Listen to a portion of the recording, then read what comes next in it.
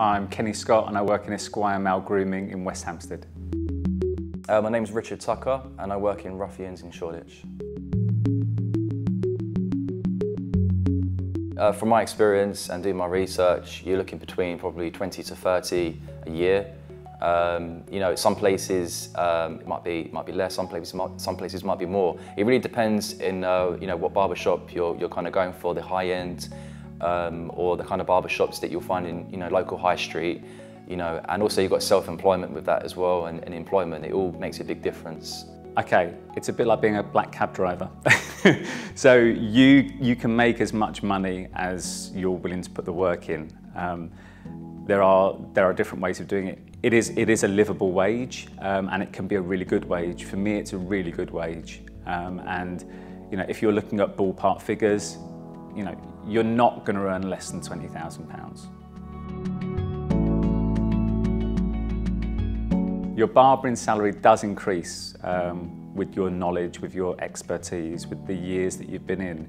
But you know, if you've just been in the industry a couple of years, you can still earn serious money if you really put the work in and you're good at what you do and you have a passion for what you do. I think that also counts on maybe how you are within your company as well. You know, it's not just about you being good at what you do. You really need to be a team player if you're going to be a barber. Well, in my company, Ruffians, it's very much so like that. You can't really be just solely an individual. It's good to be a team player. It really works well. There's no point in becoming a barber if you don't really like cutting hair, or if it's just a job. It's more of a vocation.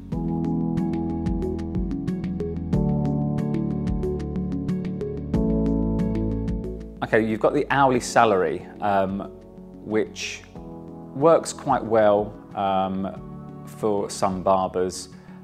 It depends how much you want to push yourself. So if you're just given a flat rate hourly salary, that's great for the barber who might take a little bit longer in his cuts. So that might give them the foundation that they need and the breathing time they need to hone their experience.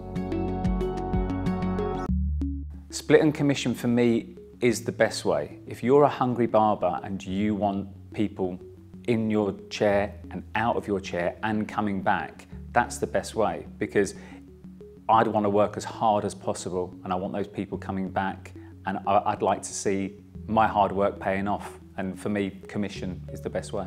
It's a good way of motivating barbers, and I think that can be involved with self-employment or salary. I think you can put that with each. And it's a good way of motivating your barbers, definitely, to, you know, increase their wage. I haven't really had the experience with that, but from talking to other barbers and what they've told me, you know, you get a good cut on the chair rental. But again, you know, you only get a good cut if you do a good cut. You know, if you get the client in the chair and he's coming back, and if you get no clients, you're not getting no money, and then you can't pay the chair rental. If someone says to you, fresh out of barbering school, yeah, we'll give you a chair rental, it's not going to work, because you haven't got a clientele to fill those chairs. They won't want you taking their walk-ins because that would be for other people. So I'd always watch what pay structure they want to put you on.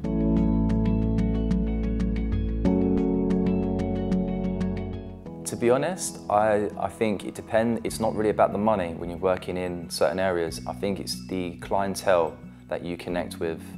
I think you can make money in a normal high street. You know, there's nothing wrong with the hairdressers and barbers in some high streets. There's some very good ones. I think maybe the difference is they don't all have appointment structures. Whereas probably the ones, you know, further into central, they do, because it's a busy area. They haven't got, you know, they can't control these walk-ins. Nowadays, it's really different, the barbering scene. You know, there is this stroke barber men's stylist. So in some small towns, you have, you know, lower end cuts that are, you know, £5, £10.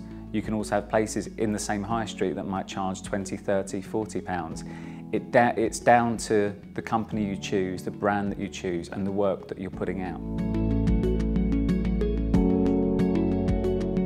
Absolutely, if the products are good, do you know what I mean? Again, you don't want to sell the products and they go home and it's going to be like, well, this barber's just sold me this crap.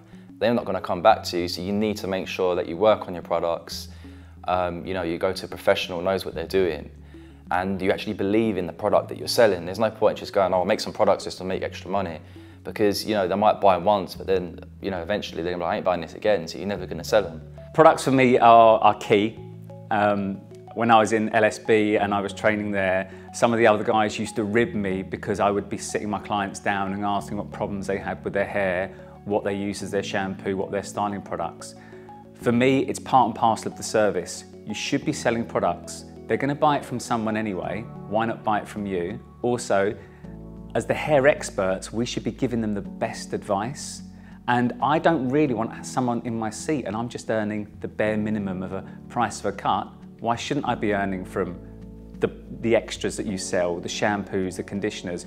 Also, if they go and they use something that isn't right for their hair, they go home, they use a cheap product or a product that isn't going to work with the cut you've given them, they don't blame the product, they blame the barber. So my way is get the right product in, you can sell them the product. If they're happy with you, the cut, the product, they're going to come back.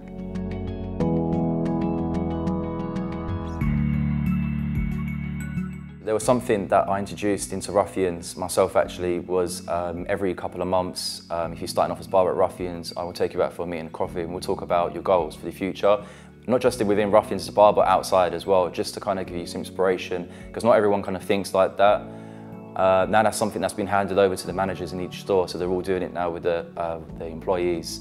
Okay, a lot of people want to do extra work outside their barber shop. What I would say is, put your time in the barbering shop.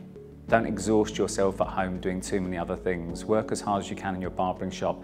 Other things will come along, so cutting people's hair at home. I still have private clients that I go around to their house that I've been doing for quite a while. And I've done fashion shows, I've done photo shoots, I've done some adverts as well. Those are all things that do come along. It takes a bit of time to build those up, but they are other avenues of income for you. When you're going into that side of things, you know, I think the money side will come if you just focus on being creative and enjoying it. I find that's the way anyway to go forward. Yeah, completely. You've got to work smart in everything you do. If you're in your barber shop and you're on the commission and your chair's empty, then you're not earning any money.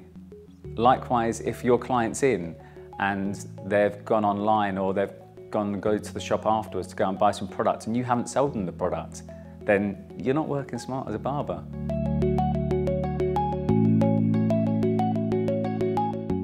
Client retention is the key thing. If you've got a client that's happy with the haircut, you know they're coming back in 4, 5 or 6 weeks.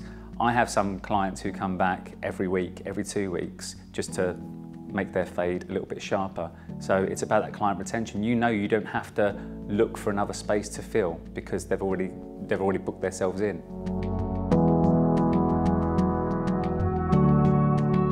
It's all about how you want your life balance to be. From my experience with self-employment, it can affect you know, stuff like, you know, trying to get a house, mortgage and stuff like that. We all know that with self-employment in any industry anyway. But on the upside of it, you know, you're your own boss, you're managing your own money, and you might be able to make, you know, maybe a little bit more because you've got a bit more control onto that. It depends what you need out of your job. If you need a basic wage coming in and you need that because you're struggling with money, or you have areas where you need X amount coming in, be salaried. For me, I'm hungry for money, so I would always be self-employed. I want to earn as much money as possible.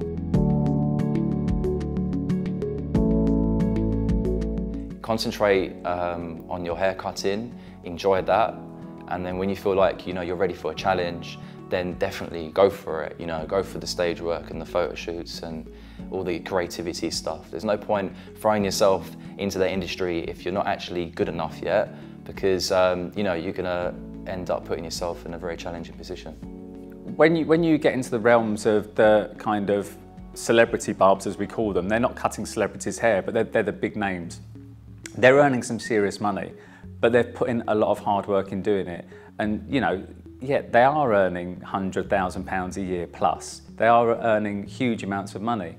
We all have to start somewhere, and I think being grounded, you got to realise that when you're starting out in the industry, you're not going to be, you know, driving a Bentley within a few months. You're not going to be doing those things. It's about being grounded, putting the work in and getting there. But do you know what? I don't see many poor barbers out there, so it's a good job.